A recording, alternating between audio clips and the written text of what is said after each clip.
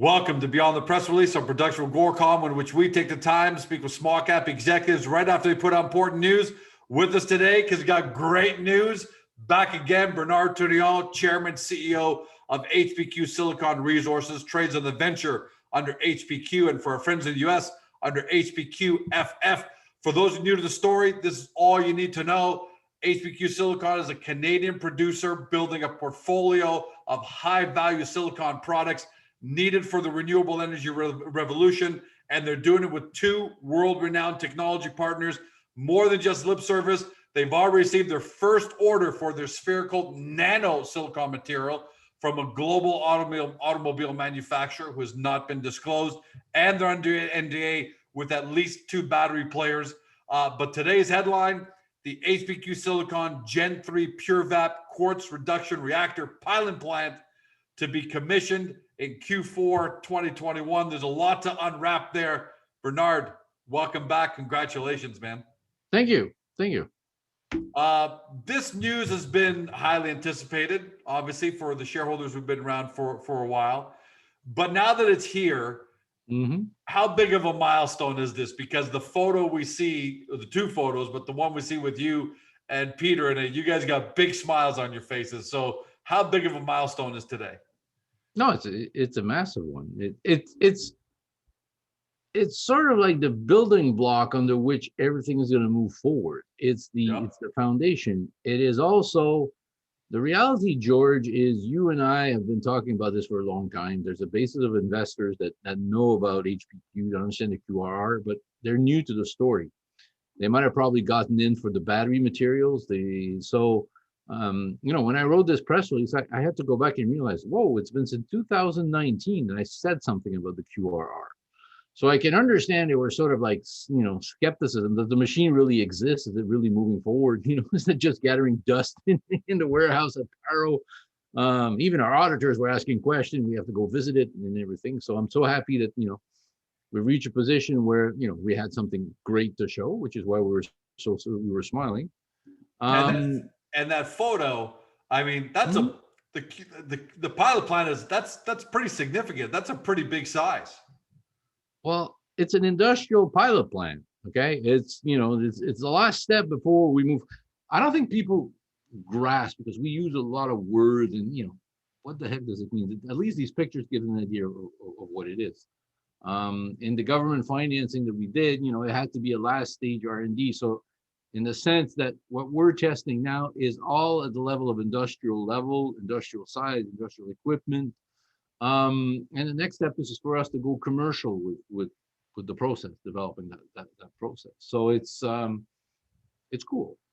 Before we get to that part, though, does this mean that you don't see any further major challenges ahead? I mean, there's always going to be a couple of things here and there, but does this mean most of the hurdles are done, testing's out of the way, you guys are ready? Define major in our R&D program. I think we, with PV Buzz, there's an article that was published, and in there it shows a video of, it's an edited video of Mr. Musk doing, spaceships, and how he worked on perfecting the landing, all right? So, you could have said after 4 or 5 tests, yeah, they got it down to almost nothing. There was still a few explosions afterwards. So you cannot make any guarantee. You can't know until the fat lady sings. This being said, the level of confidence we have in what we're doing is very, very high. It's also very, very high that we have a game-changing technology that we're putting forward. So that's really the exciting part. It's going to be, we're going to be making silicon in a new way. And nobody has done this since 200, 300 years, because it's the same foundry, maybe 200 years, 150 years. Now, the original process that everybody's improving was started, basically, it started like it hasn't changed. And this is where I wanted to come back. How disruptive is the technology? Because we hear about it in the press releases, and we know the market advantages. So because you did it in a Q&A format, we don't want to just regurgitate that. But when you're speaking to the people in the industry, people around you, even with the team at PowerGenesis, just how disruptive are the market advantages of the QRR? Well, it's massive in multiple ways, but the key one is our ability to have something that is basically much more efficient, smaller, all right, which would allow us to go attack much more niche market.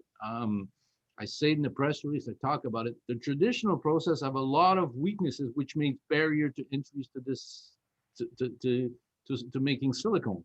All right, and the tendency, the long-term vision of the market is going in an area which is very difficult for the traditional manufacturers to do. So the reason why I emphasize the 2N, our ability to do 2N plus is not because the system can't go to 4N, 5N, right? It's just right now, the market, the silicone metal market, right? The one that's going to become worth 10 billion, 3 million metric ton, okay, is focused on being driven by the silicone, the other material, which is used as feedstock. And that requires 2N plus, okay? And what you have to understand is that to meet the demand, okay, traditional manufacturers have to take a strategic decision. Do I build a new plant where I know that 60% of my output, okay, will be used in a low margin dead end product, which was the one for aluminum, okay, and we're for only 40% of the output. On the other side, for us, 100% of our production coming out of the system is already good for that market. And we can go for all the other application markets. So, that is really what's game changing. The industry we're in is extremely conservative. It's a show me attitude. So, okay, so we're now the position. So now we're going to be positioned to say, okay, we can show you. Are we going to look back, or are we even going to look at this moment as a paradigm shift, not dissimilar from what we saw in the 70s, where we went from supercomputers, those big rooms of computers. That was the only way to compute things, which is kind of like what the manufacture of silicon is today, to the desktop, to computers, home computers. Are we seeing the same? Is this what the QRR could mean to the industry? Because right now, the only way the traditional guys can make it is big, very big and dirty. And here we are. We can roll these things out at 2,500 metric ton systems at a time. I mean, that just seems to me a blow away. It's not just you're making things better, but you're making things in a way that just has never been seen before. Yes, but we got to come up with a more modern version because it shows our age. It's funny. I was having a discussion with a board member. Said, that example you've given has only reference to people our age, old people, because we're sort of getting into the voltage check. I don't know what would be the new equivalent to today. Maybe it's TikTok versus Facebook or whatever. But you understand what the relationship is. Yes, it will change. It will literally change everything. Is this the exact moment that is the paradigm shift or not? What it is, it's the foundation of the paradigm shift has been built, developed, and advanced. Peter says, slow is fast, fast is slow. And that's where it is. This is an important milestone to get this system operational. To get it operational, we need to get it assembled. We needed to get it ready to go. This is where we are. And I say in the press release, our timing is extremely serendipitous. We entered this market looking at to go into the solar market. I cut that off the press release because people said it was confusing, but I sort of knew I would bring it back to you. But when we entered into this market, solar grade silicon metal was selling for something like $20 a kilogram. And we were looking to have a disruptive cost advantage. Well, by 2018, 2019, that was down to $8 a kilograms. Okay. And that was mostly because solar industry at the beginning was driven by government incentive. So it was never really a real marketplace. It was sort of like a government dictated. Yeah, you're competing against the balance sheets of a country. You weren't competing. Yeah, so when China decided to, okay, we're stopping, they wanted to kill the entire industry in a certain way, which they often succeed. They basically said, okay, we'll stop basically, funding big industrial solar parks. That collapsed the price, right? So when you add all these events together, so you had an entire industry that was based on traditional silicon maker manufacturers sending feedstock to the solar manufacturers making it and everything. So you had this dynamic of this industry. And then that event occurred, which sort of killed the solar industry. And at the same time, we entered COVID, and so that had a repercussion on the traditional silicon maker manufacturers. And then you basically had COVID coming in. So these guys sort of have a problem, okay? They can either shut off on or off by 30,000 metric ton the principle. So the adjustment, okay, is always ugly. It's terrible. It's very, very bad. You just take a look at global specialty metals and those, the adjustment's very, very bad. Then eventually gets to the position where they've cut too much. But now everybody's trying to be very disciplined, how much you're restarting, and then you're sort of stuck with the market demand is going in an area where you can't meet it. We're just coming in with a new technology now, just as the market's about to move in that sector that is specifically designed for it. Now, that wasn't the goal, what we did at the beginning, but as we work on the process, we realize, hey, we're cost competitive, CapEx, OpEx, everywhere with these guys, and we're gonna be able to do a green silicon metal. So it's like, whoa, our timing is perfect, because now is the time where when I started in this business, we said our solar grade silicon metal would be greener than everybody else. Nobody really cared about it. Everybody heard blah blah, they talked about it. But now it's becoming the law. I was listening on Bloomberg, and it's going to be like the transparency is going to be so tight on the entire chain of where you do production. Whomever is a vertically integrated producer is going to have the advantage, right? So yes, a lot of people are throwing themselves into silicon for batteries, but they're going to be buying in left, right, and center. Well, your end buyer, which is going to be the car manufacturer, says, well, how can you guarantee me the entire chain of your manufacturing? So you might be saying, oh, I need this product from China to make sure my cost is okay. We're going to be the lowest cost producer of the raw material and the added value material. And we got the control over the entire value chain. So yes, it is game changing. It's a paradigm shift. Is this the one where people wake up? I don't know. This might go down as a category of one of those fluff press releases. But what people don't realize, it is that a company like ours gets developed on many of these fluff press releases because they're the foundation. They're what you build on. They're explaining where we are in the market. Where we are is we're developing a disruptive technology, just as the market needs a disruptive technology. So the better analogy was somebody figured, when Apple entered the iPhone business. I was about to say, they were not the first to do it. Okay, they were not the first, but they're the one that did it better, that understood more where the market is. So, I don't want to, consider myself, although I am an Apple fan and I do everything Apple. But it's hard, but it's hard not to, and I know you want to be restrained a little bit, but it's hard not to. You're going from 30,000 metric ton units in the traditional space that dominates, that's what dominates the current industry, to 2,500 metric ton systems. It's hard not to see the QRR reactor as a paradigm shift. That's interesting. That's a good point. But what the smaller side gives us an advantage is two things. Eventually, as more and more people, I was just hearing, somebody sent me a video about this from CNBC, that even Volkswagen and Tesla and all car manufacturers are now scratching their heads, says we're going to need massive raw material. That's what people don't realize. Going green is going to require so much raw material and so much stuff to be done. That everybody's looking for how they're going to get their access to it.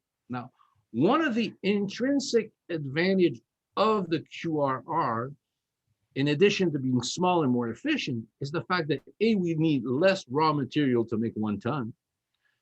But the second point is we don't need the ultra pure that my competitors need. Okay. Now this is where the situation is. Yes, quartz is the second most abundant material in nature, but 99.5% quartz is a bit rarer. It's not rare, it's rarer. But what happens in the deposit, if you only have like a small area that's 99.5, it's going to be marginally economic. but I can go to 98. That doesn't seem like a lot, but that's a lot more material I can go through my process because we can handle the impurities. It is that capacity to remove impurities during the first process, which allows us to play around the scale. It's something that has always very fascinated me, excited me, but it's like talking about it until we have those pictures. It's like it's like moving wind. But now with the system operational, with us producing material, it's going to get fun, and we'll finally have the answer to our question: how pure can we go?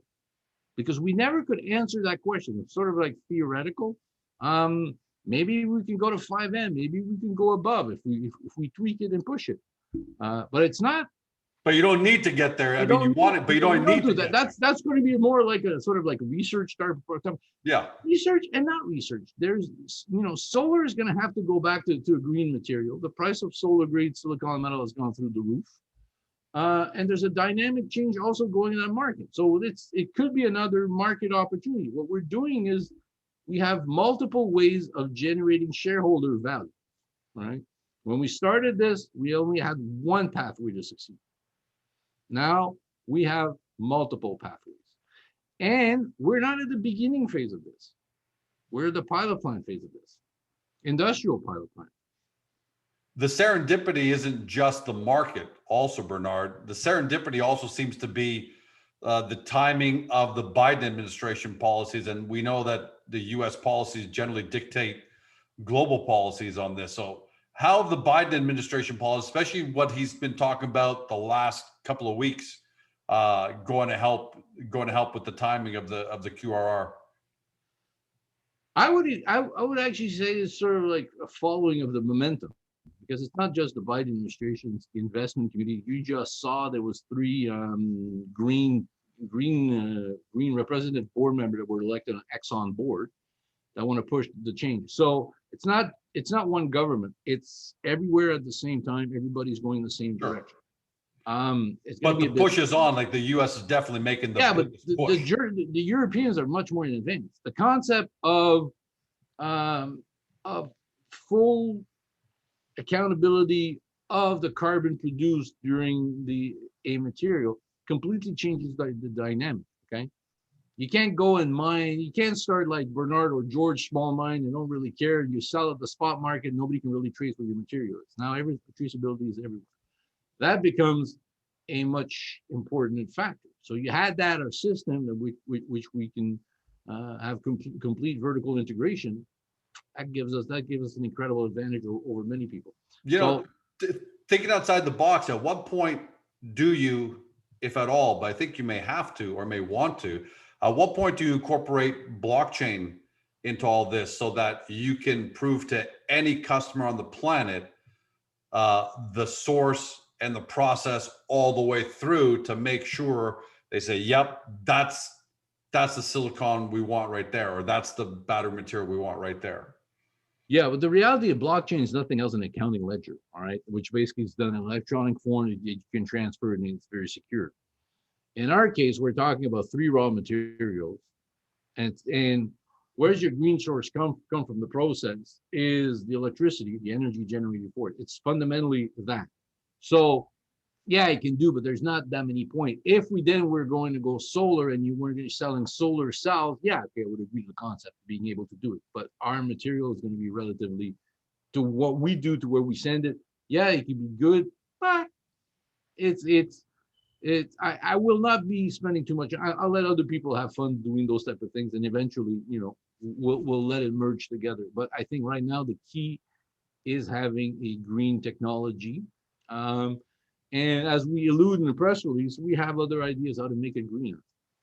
So let's fast forward to Q4 when it's up and running. What happens on day one? What happens when the QRR pilot? What happens on day one is typical startup of a machine. It might not work on day one. It might day 2. You know what I mean? But I understand. But I want to get like. People, not people, there's a small group of overly vocal people that take us over the road, keep complaining about timing and everything else. If we had finished the industrial pilot plant and we've already built 2-3 plants. Okay, I can understand it if we're late. Yeah, that's fine. When you're building a first of a kind machine, okay, it's not that you can't really control the time. So we're gonna start it. Okay, this is why we give general timeline. I've sort of learned. Yeah, so I'm not trying to pin you down on dates. Yeah, but I'm not talking to you, George. I'm not talking to you. You understand? I'm not talking to you right now. I'm talking to the people who listen to us about that concept. You know, I'm accustomed to people criticizing our timing. People criticize our timing on everything we did, but we ended up doing it. Okay, it's like people were criticizing our timing on the Bulls Goldfield spin out. We did it. Now it looks to be a very promising. You know, we. You guys do what you say. That's for sure. This team does what it says. The timing is just a hit. But if you guys want to gamble on the timing, because now what I've done, okay, is when we were just a one-trick pony, yeah, timing was important. Okay, but now we're not. Yeah, okay, we got the QRR, we got the Nano reactor. Okay, those are two parallel stories. They're intertwined, but they're parallel stories. We got the fume silica, which I'll go more into detail later. And we have other things in the pipeline that we're working on, but we're not talking about it because we got enough. Now, what I want to have is to be in a position where, a bit like Pyro, we can surprise people with, okay, this is moving forward. This is another story. This is another opportunity we're working on. I'm trying to become less predictable. You can't blame me for asking, though. Right? No, George, you do understand it has nothing personal against you. Sometimes I can use this as a way to pass messages. I'm taking it personally. I may have to post-edit, put some clown hats on you or something like that when you don't answer my question. So don't be so sure I won't take it personally. Last but least, okay, we've talked about we talked a little bit about addressable market, and I find it curious. I want to go back and visit it, that in the 3 points for addressable market, you do mention, because we know that energy storage demand is one of them. We know that standard purity silicon is a market, but it seems like you're mentioning solar more, and you specifically mentioned solar grade silicon. Mm-hmm. Do you see that?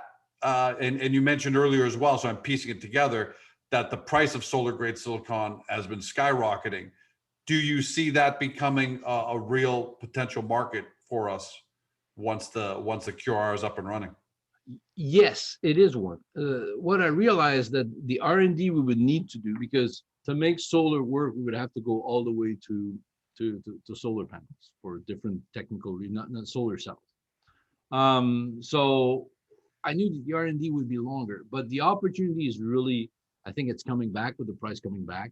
I think also with the way the industry has been structured, because everything has moved to China, which China took full control over this. And then there's other geopolitical issues behind this. I think having an opportunity for a more local capacity to do it that can actually be much greener than everybody else will become something of interest. Okay, I would not be building a company around that at this specific moment, but it's an opportunity that we cannot overlook. So if the system operates as well as we think it should, we had a pathway. We had designed a pathways to do what's known as metallurgically produced solar grade silicon metal. Now, the solar industry does evolve very, very fast, and it's like, can we do monocrystalline as opposed to there's all those issues where we would have need to have done a lot of work down the line. And if it was your only focus on what you're doing as a company, especially as a public company like HPQ, that would be hard. But now we have enough different projects to be sexy, to start looking at generating revenues, because realize, how is HPQ going to generate value for its shareholders? It's going to have an asset, okay, that people are going to want to get into it, want to buy it. It's not going to be the revenue stream. It's like, forget this. If you think about this as about a concept of a mine, all right? The value generation for the mine isn't when the mine starts producing the money. That's the last point. It's when people start realizing the potential of that mine to do moving forward to go. But do we even know the potential of the QRR and the nano silicon? Right now, all of them are. The sky's the limit for the next 5-10 years. Exactly. It's exactly. But when you have companies like Volkswagen trying to say, well, we might have to go much further down the vertical integration. Tesla's talking about the vertical integration. I'm just naming these two names, randomly, so some people. Oh, people are reading into it right now. I know, but it's a fact. Okay, Peugeot and all these companies are merging together, and they're going to work together. It's going to be so expensive that they're going to figure a way to make sure they control the entire dynamics. There's going to be more of those companies. So for us, this is why it's so serendipitous. Just as the market is looking for the solution that we've been working on for 5 years. So for 5 years, I've been preaching in the desert. And you can actually, if you look at the chart, it wasn't many years that really looked like a desert. Okay. It's gone by pretty fast, though. It's gone by pretty fast. But it's coming very fast. Just the concept of the nanoparticles. Okay. We're talking about. Well, you've already got a PO from a major global auto manufacturer. Yeah, but the only reason why we got the PO is because nobody can do it. I can get a heck of a lot more POs. Okay. Sign them up. No, because right now I'm more focused on I'm not worried about people needing my stuff. I just want to make it. Worry not to have. Yeah, but we've reached two incredible milestones. Okay, we've demonstrated we can do sub 100 nanometers. I'm going back to Nano Reactor. Okay, and we demonstrated we can have a production rate that's there. The objective here is controlling the cost of making the material. And I've said in those tests, we figured out a lot of the reason why other people are having a lot of issues doing this. And I've also said that one of the solutions was the QRR. Well, look, lo and behold, we're going to get the QRR operational. Because the Gen 2 was a small machine, really couldn't produce enough material to do, and there was limitation to that system. It was there for us to test, concept, and advance, demonstrate, move on to the next step. So that's why the QRR is really great, because it's like, I can't wait for it to operate operational for us to start making material. Then we'll be able to design an entire industrial concept where we're going with both systems. I don't know if that makes sense. Yeah, no, but now it doesn't make sense what you're saying, but what I really picked up there, Bernard, was you're really starting to get enthusiastic about this, and you're a pretty reserved guy, and you try and really hold. But I love the enthusiasm that part was. I can't wait until it's up and running so we can develop other solutions, and I think that's probably the best place. That's probably the best place to leave this, because we could talk about this for an hour, and one day we probably will. But let's sign off. But before we do, what's the final word you want the shareholders? And 99% of your shareholders, which includes some Pyro shareholders too, they love you guys. You're doing unbelievable things. So I'm not worried about the 1%. George, you know how many? What do you want the 99% to know? You know how many shareholders we now have? Over 20,000. Holy moly. Next week, there's the AGM. The reason also I wanted this press release out is so it gives me more freedom when I talk at the AGM. I'll be doing a more deeper in-depth presentation. At the AGM, I can talk more just investors. I can expand more. I can't expand more in the sense of things I can't say publicly, but I can expand more, answer the feedback question.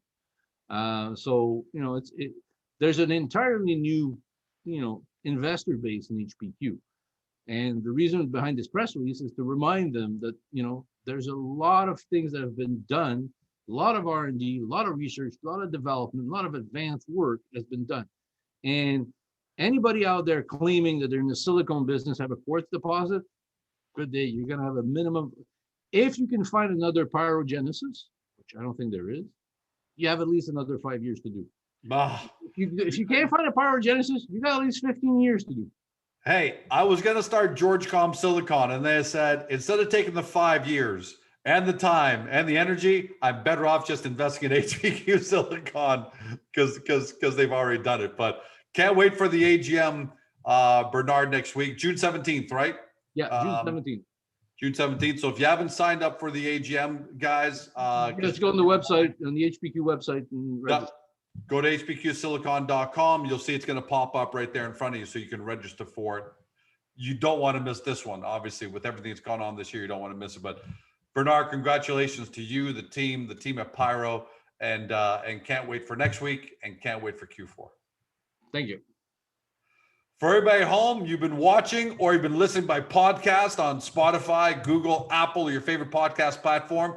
To Bernard Tourillon, Chairman, CEO of HPQ Silicon Resources, trades on the venture under HPQ. And for friends of the S, HPQFF. For those of you new to the story, because like Bernard said, there are now over 20,000 shareholders of the company. So more and more are coming, and we love you for it. 2 ways to do your due diligence, because we know there's a lot to absorb. Get to the HPQ Silicon profile page on Agoracom, where in layman's terms, we lay out what HPQ Silicon is doing. And then, of course, from there, hop over to hpqsilicon.com because you want to do your deep dive due diligence. Do it. We know what the where the renewable energy revolution is going. We know where electric vehicle batteries are going. We know where solar is going. And clearly, the team at HPQ and Pyro have demonstrated the ability to be major players. You got to decide, and only you can, what kind of players are going to be in this space. Thanks for joining us. Have a great day. Do your due diligence. See you next time.